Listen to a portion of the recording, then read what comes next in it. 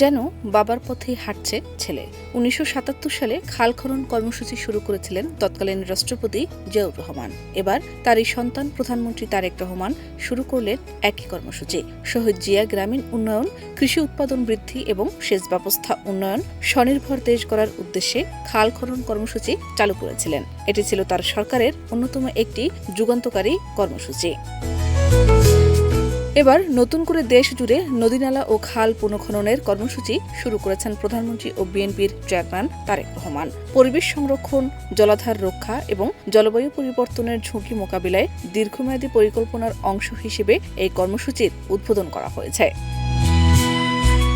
দিনাজপুরের কাহারোল উপজেলার বলরামপুর এলাকার সাহাপাড়া খাল খননের মাধ্যমে আনুষ্ঠানিকভাবে এ কর্মসূচির সূচনা করেন তিনি।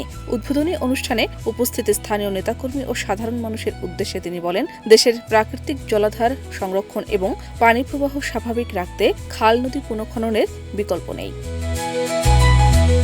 এ কর্মসূচির আওতায় দিনাজপুরের বলরামপুর সাহাপাড়া এলাকায় প্রায় ১২ কিলোমিটার খাল পুনঃখননের কাজ শুরু করা হয়েছে।